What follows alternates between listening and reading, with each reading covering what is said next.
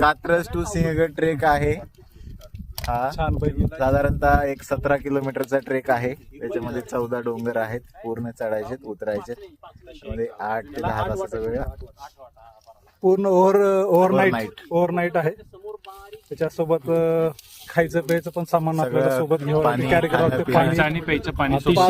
तर आता आपण मस्त अशा कुठला पॉइंट आहे हे आता आपण 3 झाले डोंगर आपले. पुढचे 11 राहिले बाकीचे. पण सकाळपर्यंत नक्की पोहोचू वरती जाऊ. आम्ही कुठल्या खाणीत नाही तर खाणीत नाही, नाईट ट्रेकिंग नाही, खाणीत कात्रज टू आपल्याला सोबत घेऊन पाणी कॅरी करावं लागतं. पाणी आणि प्यायचं पाणी. अतिशय खूप छान ट्रेक आहे. थोडासा घाम निघतोय. घाम तर सगळीकडून निघतोय.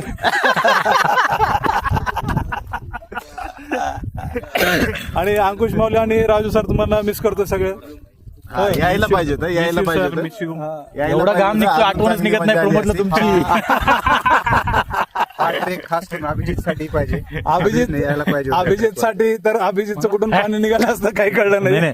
तसलं काही नसतं. तसलं काय नसतं. काय नाही होत. तसलं काही नसतं. हा मला सांगते, त्याला सांग. नाही, चांगला ट्रेक आहे.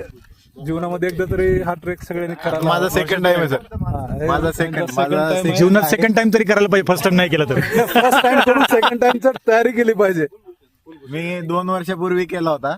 का केला वर्षी कळसुबाई आणि आता परत करतोय. का कळसुबाई पण केला छान होता म्हणजे ह्याचं उत्तर फक्त हे चला, फक्त किडे. पुढे काढू आपण. पहिला ट्रेक करणं. हा, आता शिरीष आणि आम्ही दोघं जण. लाईट बंद करते शिरीष. झालं का?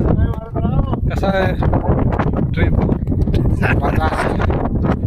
टफ आहे. मस्त चांगला टफ आहे. नाही, भारी वाटायला एकदम. आणि- गार कूलरची हवा वाटायला सुद्धा